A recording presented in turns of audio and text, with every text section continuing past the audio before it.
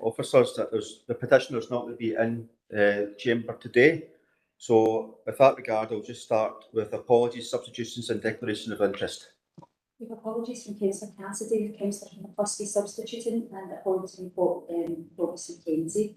We will now move to a roll call. The following members please indicate if they are present at the meeting either in person or remotely. Councillor Brooks. Chamber.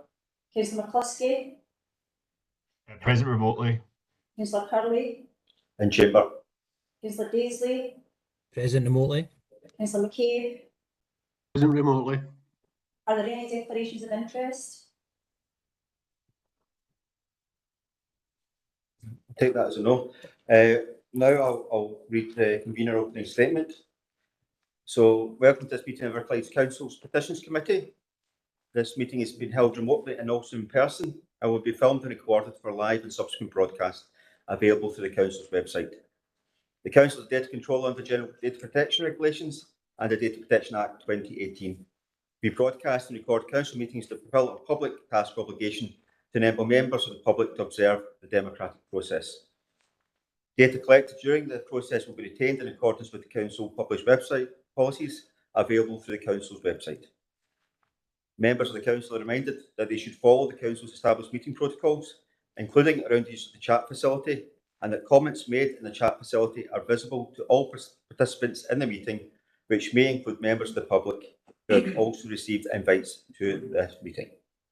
Thank you. So, moving on to agenda item number 2, which is the petitions update report. So, through you, convener, this is just our standard report to give the committee details of petitions that have previously come before it.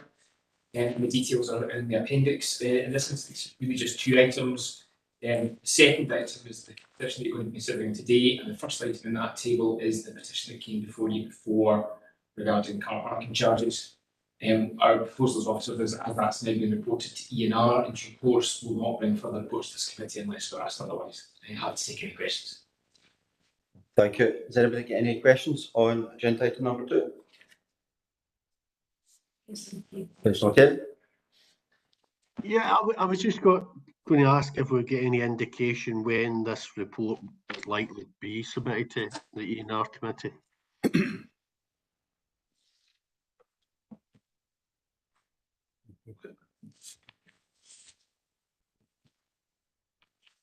Through you, Chair. We're hoping to take it to the next ENR, Councillor McCabe, so that's May. Obviously, there's a bit to and fro with business permits and things we had to go through first of all before we could take it. But hoping to write a report to the May committee. Thank you. That's fine. Thanks. Okay. Any other comments? Don't see anything in the chat, so we'll move on to agenda item number 3, which is the petition to be considered today, pedestrian crossing Lochwinnock Road, Kilmalcombe. Mr McDonald, do you want to go through the process for this? So members will be pleased to hear that. I'll try and keep this short and sweet because the petition is not with us today. But these rules of procedure at all representations were approved by the committee on 15th of June 2017 and designed to encourage discussion, reduce formalities and provide a fair hearing for all concerned. It will take formal discussion led by the convener based on the committee report, any supplementary written submissions, which in this case we don't have any, and all representations made here at the meeting. At today's meeting, it is one of the officers that we have present to speak to the report.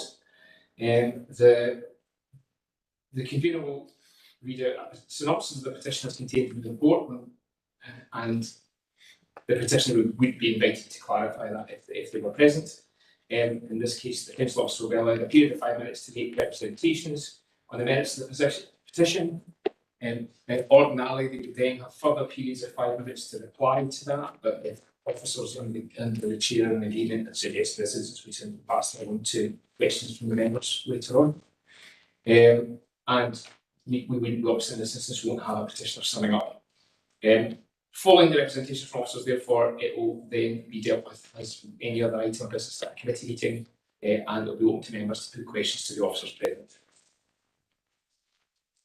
It's important to note that any member of the committee who has, prior to the consideration of this petition, made it clear that he or she is either for or against the petition they will not be able to participate in the decision of the committee on the matter. This is essential to ensure that petitions are given a fair and proper hearing and will avoid any impression of bias in relation to the committee's decision-making process. Thank you for that. So what I propose to do now is to read out paragraph 3.2, just so it's in the record, and to ask officers to give a summary of their report, because I'm presuming that the elected members present will have read the content of the report contained within. Thank you. So item 3.2, the petitioner states as follows: we are petitioning the local council to consider the construction of a new pelican crossing on the Lochwinnock Road, Kilmacombe, in the vicinity of the local shops. Over a period, the volume of road traffic through our village has increased significantly. At times, crossing the road is a major challenge, and more worryingly, a safety risk, especially to younger and older members of our community. Thank you. Mr. Leach. Through you, Chair. This is an ongoing for a number of years. We've been asked for signalised crossings across Lochwinnock Road for a number of years, and about 8 years ago we looked at the width of the road and decided that it was a bit a wide road and I'm not going to say difficult to cross, but we thought it would help to reduce the width of the road, so we put build outs in the middle of Kilmacombe and reduced the road width from 10.5 to 6.6 to make it easier to cross. The petitioner did come in on July last year. We spoke to the petitioner and said we'd undertake some surveys, which we did. We took pedestrian surveys on a Thursday and we took them at 5 points across Kilmacombe. And the results of them now, in the report there, I put the worst case across there. So the worst case came out at, if I just do 0.559. Now, to make it meet the criteria for some sort of signalised crossing or a zebra crossing, for a zebra it needs to hit that value of 1, and then for anything greater, for a value of 2 is when a signalised crossing would kick in. Now we're obviously only getting half that. Now, in doing the assessment, we also factored in some other factors, like the type of road that it is. Now we don't need to do that. We did that so the value is higher. Now it's actually almost double what the value should be. The value if we just took the PV squared, which is the pedestrian to person per vehicle squared, if we just took the plain figures, then it would only be 0.2, just over 0.2. So we've actually doubled the figures, taking into consideration the type of people that are going to cross it. So in summary, we don't think that it justifies a signalised crossing across Lochwinnock Road, and we'll probably get concerns that if we did put one in, it maybe wouldn't be called that often, and then when it was called, the drivers might not take cognizance of it and drive through it. I have seen that in other cases. I'm not going to say it does happen, but they may have seen it in other cases. And finally, the speed in the road. We took a speed survey, and the 85th percentile speed in the road is 20.4. Now, I'll give you the average speed as well. The average speed in the road is 15.8.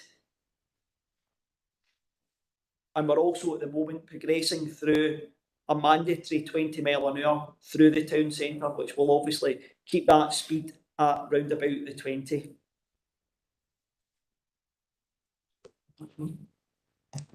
Thank you, Mr. Leach. I don't have any questions in chat. I don't know if anybody from the chamber wants to ask anything at the moment. Is this a question to office? Yes, we have questions. Okay, thanks very much. Thanks very much, Chair. You suggested that the number on the report is 0.559, and you said that was obviously uplifted because you didn't have to take the road into consideration. Your verbal report says it was 0.2 plus. Can you tell what the figure is? It 0.2 or 0.21 or 0.29? Yep, 0.29, 0.287. 87. So the actual factor that you up it by is 1.949. Okay, that's fine. Thanks. Okay, I've got a couple of people on the chat. First up is Councillor McCabe, then Councillor Daisley, and finally Councillor McCluskey. Yeah, thanks. First question is with regard to the 20.4 miles per hour speed, the 85% tile speed. Can you confirm, Mr. Leach, that there is currently an advisory 20-mile-an-hour speed limit on this stretch of Lochwinnock Road? I knew you were going to ask me a curly question. No, councillor curly question. Off the top of my head, I think there is, yes. I think it includes that part of Lochwinnock Road. Yeah, there is. I usually ask questions I know the answer to. Right, so the second question relates to paragraph 3.2.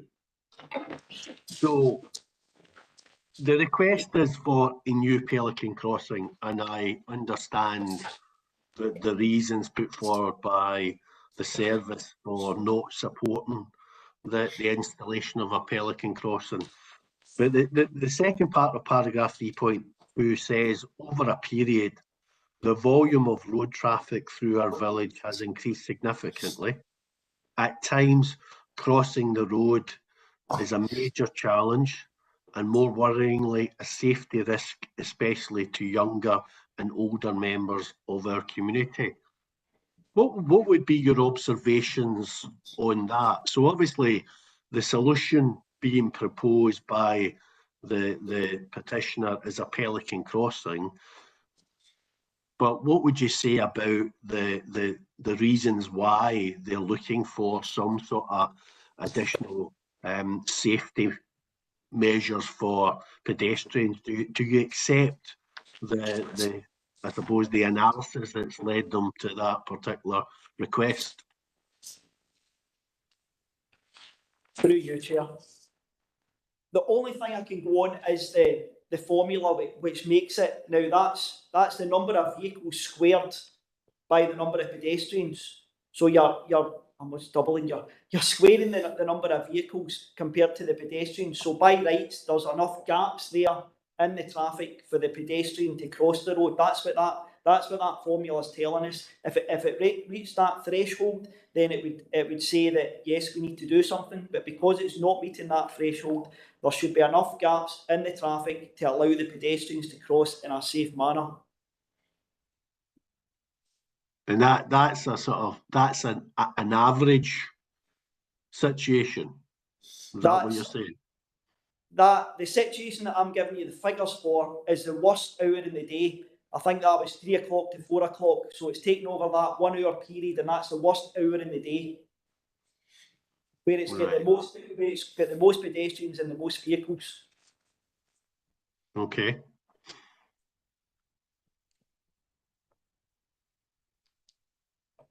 Councillor McCabe, anything else you want to add? Yeah, I'm fine with that at the moment. I'll obviously come back in when we have a discussion. No problem. Councillor Daisley? Thanks, convener. I just wanted to ask officers if there were any kind of comparable crossings in Inverclyde that they know of that are very similar or similar in size and frequency of traffic and things like that, and where the officers think that this particular crossing would come in a list of priorities for extra support in terms of crossing. Through you, Chair. I think that's a very subjective question. I don't think I can compare other areas because the difference in number of pedestrians and the volume of traffic is different. That's why we use that formula, so it gives us a clear answer to what we're looking at. I think that's the easiest way to put it, rather than subjectively whether I think a crossing is better at a different location. Okay. And would officers agree then that the sentence from paragraph 3.2, over a period, the volume of road traffic through our village has increased significantly, is also a subjective statement? Yeah, I think so. I will have the figures. I don't have them on me just now, but I would have historical figures of traffic counts on Lochbannock Road.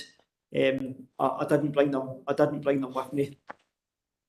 Okay, thanks. And finally, do you think that you're using subjectivity in your reasoning, or not, or are you using fact? We're using fact, but on top of that, on top of the actual fact, we've put in some factors which is based on the school crossing patrollers guidance. So it's based on whether there's street furniture, whether there's visibility, whether there's any junctions close to it, the speed of the traffic, and the age factor. So there's a bit of subjectivity in there, but it's still based on actual figures. Okay, thank you. That's great. Councillor McCluskey. Thanks, convener. I'd just like to understand a little bit more, Graeme, about the kind of methodology involved. So that when you're establishing the volume, are you doing it over 2 fixed points on either side of the street, or are you doing it over a distance of a stretch of the road? That's another very good question. So, not knowing physically how they did this, sometimes they take a video and then they count the number of people crossing the road. Other times there's a person actually on the street and he's counting how many people cross the road. Now, as I say, they did it in 5 locations along in front of those shops. So they've tried to home people in about where they're actually crossing. Obviously, there is the crossing point, which is easy to do, and then there's the end of the road where it hits Bridge of Weir Road. So that's another point where they can say either definitely the majority of them are crossing there. So yes, they do it. They have grouped it into 5 locations along the main street. Right. And could you just remind me again what you said about the timing of it and what time we did it? So they looked at the survey all day on a Thursday, and the figures that I'm giving you is for the worst hour, which is 3 o'clock to 4 o'clock. It just so happens that's when there was the most number of vehicles and the most pedestrians crossing the road. Right. So we're taking the highest number rather than an average over the number of hours that we did. Yeah, that's See you right. nodding there. I've taken the highest figure, yeah. Right. And just in terms of I'm just going to make sure I'm reading the paper correctly. In the paper, I think when you opened, you said the trigger point would be 1, and this is at 0.5. How do we determine the threshold of 1? That's a much cleverer person than me that's done that, and it was a way back in 1987 that they did it. Right, because I'm just asking this just firstly to understand the methodology and how you got to the number, which is fine. But then I understand, like, I think in some authorities they appear to have different trigger points. So we are saying 1, but I know in some other authorities 0.2 or 0.5 would trigger a more subjective assessment of a site that didn't just rely wholly on the numbers. It was more qualitative than quantitative. And I'm just wondering, so I suppose the final 2 questions are really, are we confident that the threshold should be 1? And secondly, as much as I agree with quantitative assessments of these things, is there any element of qualitative assessment? And I suppose this gets to the second point of Councillor McCabe's point. Is there any qualitative assessment of anyone just actually looking at the situation facing people when they're crossing, rather than just relying on the threshold? So you are correct. All the other authorities are completely different. You're 100% correct in that. I don't think anybody's the same. The guidance changed in December 2019, just before we went into lockdown. and it's changed to be totally subjective. But you've obviously looked at the other authorities, and nobody has changed to that yet. I'm going to assume that was because December 2019, then we went into 2020, went into lockdown, and nobody's actually had a chance to look at the new guidance and pull a policy and pull that together. But nobody as yet has changed it. The majority of them are still sticking with the PV squared figures. Some of them put different ratings on them. You've got to be careful as well when you're looking at it, because some of them only deal with half an hour instead of an hour, which makes the figures different as well. So I will agree that they're all different. They're all different. That's probably about all I can say. And so just one very final question, if I may. Just in terms of the new guidance then, and you said that it was fully subjective, what would that, if we were considering this under the new guidance, what would be different? Ethical. Again, it's along the same things. It's visibility, it's speed of vehicles, it's the type of person crossing it, it's the location that it's situated in, which we've taken some of those into consideration when we've factored it up.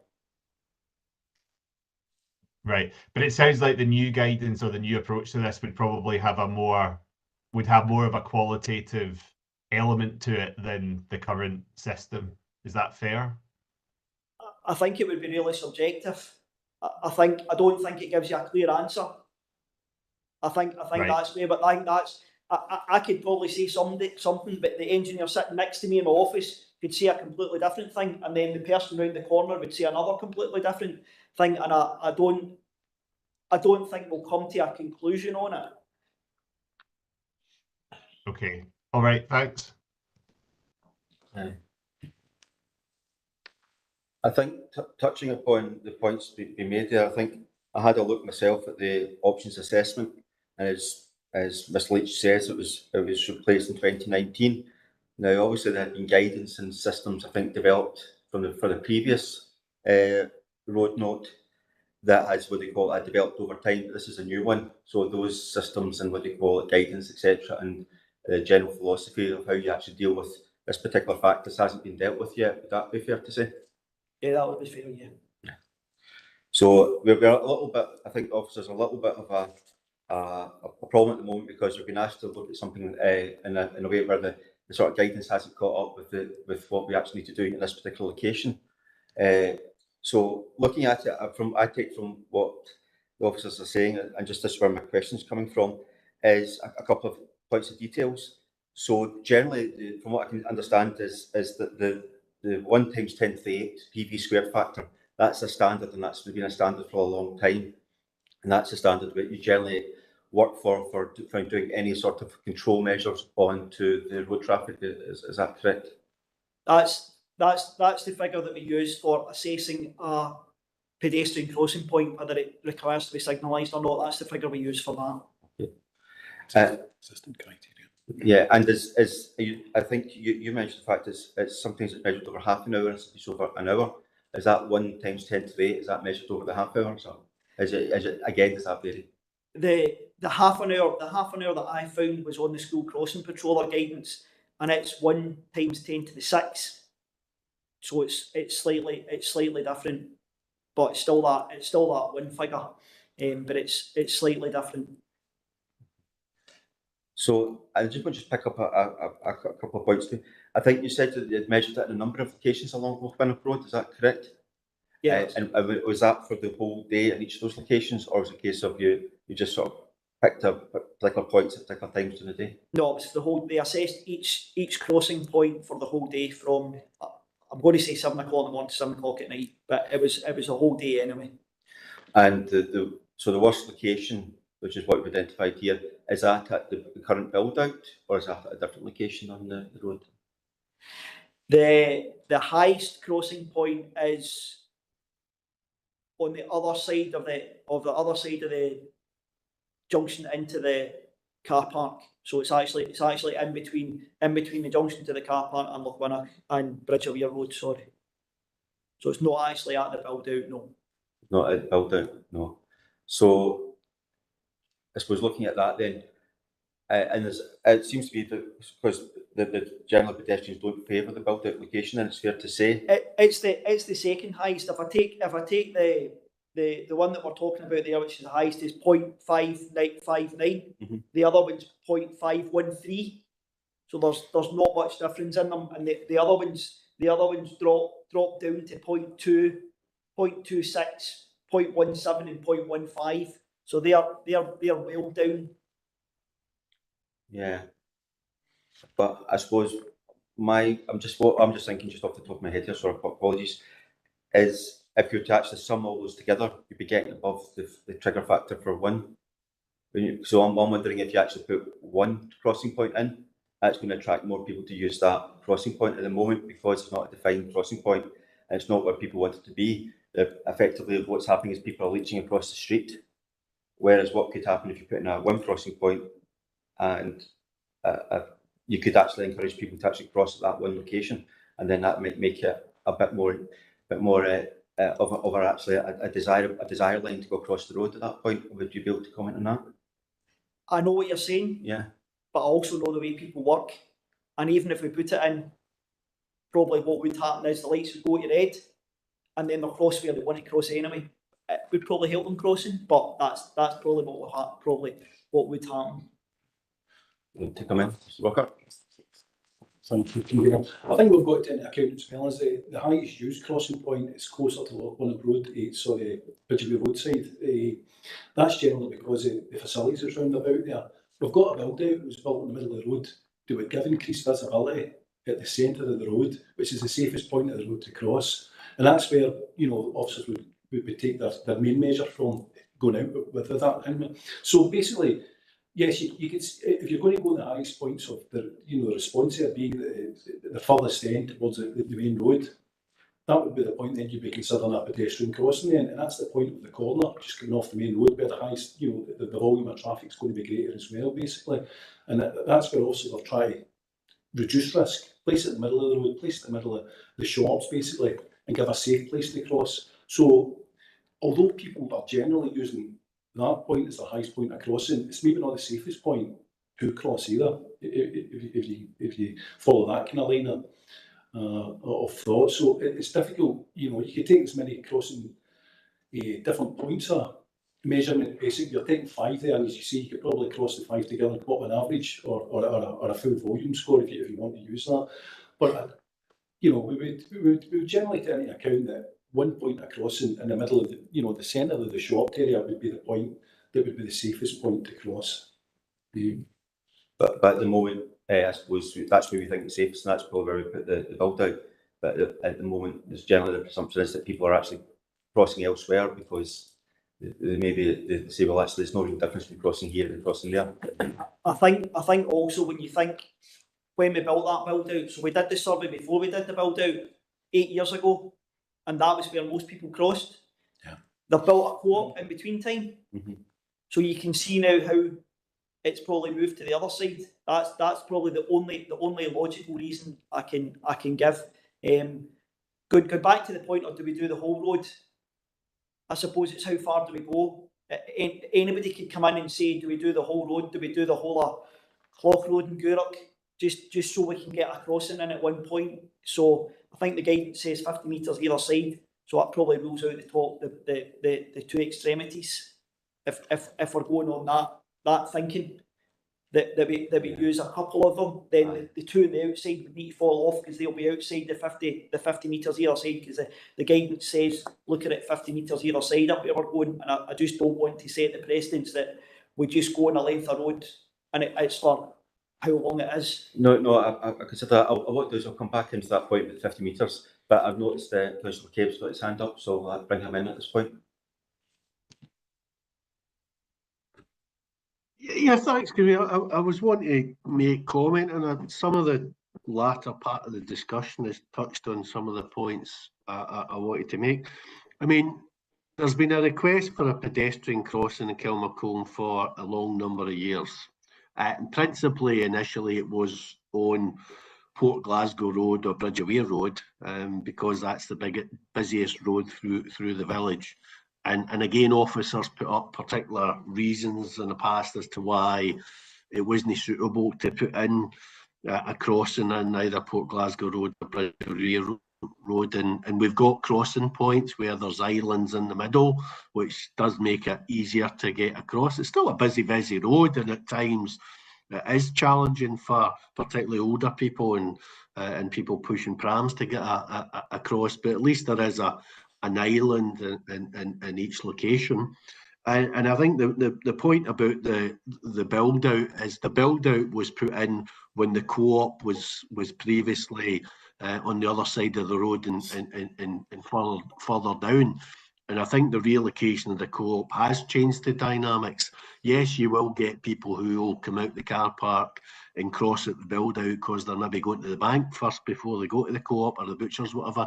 But you will get people who will naturally cross over across the piazza and cross over directly to the co-op. And Kilmacombe is a very busy village at times, very busy. The car probably dominates the centre of Kilmacombe more than it dominates any other town or village in Inverclyde. And I'm not convinced of the practicalities of installing a pelican crossing, because I think it does create issues in terms of the length of the road and the backup and the potential loss of parking spaces, etc. But I do have sympathy with the petitioners in that it is a difficult place to cross at times. It's a dangerous place to cross. And if we think about the crossing point at the co-op, which is across the main junction, and this was discussed a number of years back when there was some money available, which was being managed by Riverside Inverclyde, to potentially change the junction. And it was resisted, I have to say, by villagers who felt that the existing arrangements at the junction were more convenient than narrowing the junction to make it easier to cross over. But if you're crossing at that junction, there is a fair distance between the pavement where the co-op is to the island, and then a fair distance to the other side of it. So it is a difficult place to cross, and a lot of people find it challenging to use the crossing point of the junction and maybe try to go more directly across as well. So I do think even if we're convinced of the view that a pelican crossing isn't practical, I do think it would be useful for officers to be asked to look at again at the centre of the village, particularly given that we're looking to install a mandatory 20-mile-an-hour zone, where currently we've got an advisory 20-mile-an-hour zone. But perhaps as part of that scheme, look at how we could make crossing safer and how we could, I suppose, make the car less dominant in the centre of Kilmacombe, because at this point in time it very much does dominate. And it's particularly busy at 3 o'clock because there's a big private school in the village, and obviously there's a primary school as well. And I think somewhere in the region of 40-50% of the pupils that attend the private school come from out with the village, so it's very busy at that time of day. It's very busy in the morning as well, at between probably 8:30 and 9 o'clock as well. And there's busier times as well when even in a Saturday morning is pretty busy, particularly when the farmers market on. So there is a very busy village. Most of the parking spaces are taken up when it's busy, so a lot of the times people can be crossing between parked cars. So I just think, even if we're not convinced a pelican crossing is the way to improve safety, I think we should be asking officers via the Environment Regeneration Committee to look at what other measures potentially could be put in to make it safer for pedestrians on that particular stretch of road. Thank you, Councillor Cape. I suppose we're now moving on to the sort of the discussion aspect of the committee. So I'll bring Councillor Daisley now. Thank you. Thanks, convener. I think just having listened to everything that everyone's said and taking into account both sides, I feel that the petitioner, in their paragraph in their statement, doesn't seem to be given enough factual information or a compelling case for this to be taken forward, whereas I believe that the officers have given a very compelling case for it not to be taken forward, and I think we've done, in terms of Inverclyde Council, I think they've done a reasonable amount, and the facts that have been delivered today have been reasonable and sometimes more than reasonable. So I would move that we reject this petition on that basis. Okay, I take that as a motion then. So we have I think before we go on to discuss that, I just wonder, is anybody else would like to come in? Out in the chamber, I think Councillor Brooks wants to come in. Excuse me. Yeah, I would just like to support Councillor Daisley there. I think what we have before us from the officers is a PV squared of 2.87, and I'll use that figure because we've already been informed that that's the figure that the road determines. We've quite clearly a 20-mile speed limit that's going to come in. It will be a mandatory speed limit, obviously, when the TROs, etc., are processed. The fact that we have, it's already been said, we have got a shortage of parking spaces within the village. So to remove further parking spaces, I think the report says 5 to 6. I'm not sure how you move 5 or 6, but I'll call it 6. To move 6 further parking spaces from the village would be detrimental to the commercial activities. So I would be happy to support Councillor Daisley. Does anyone else want to come in at this point in time? No, nobody else.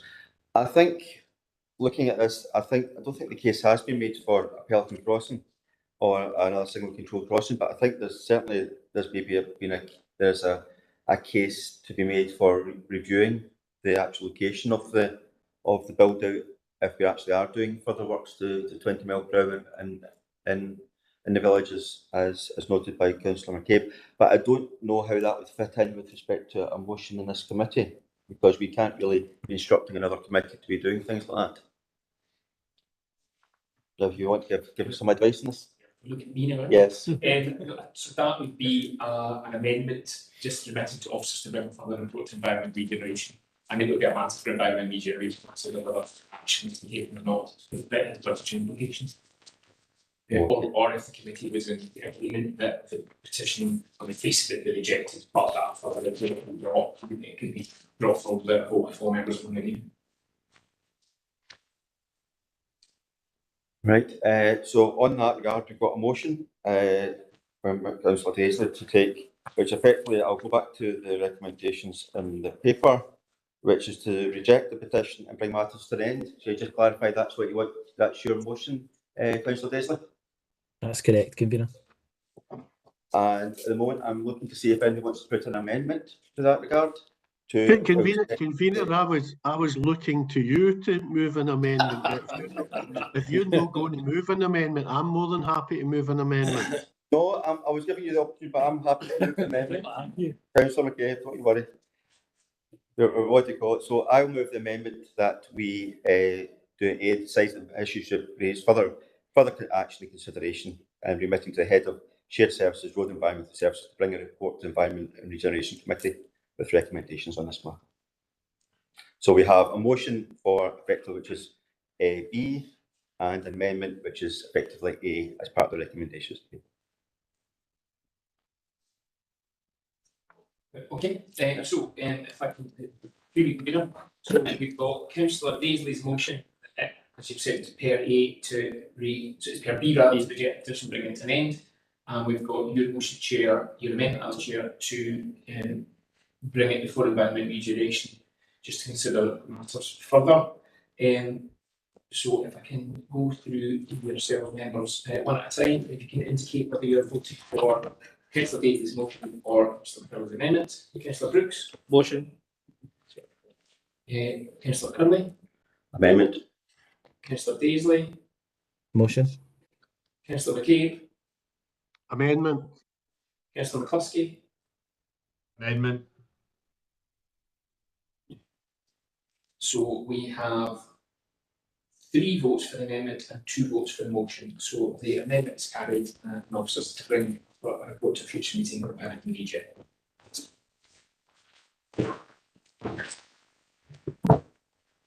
Right, Joe. Okay, in the business? Yep. Thank you all for your attendance today, and hopefully look forward to seeing you at a future Petitions Committee. Convener.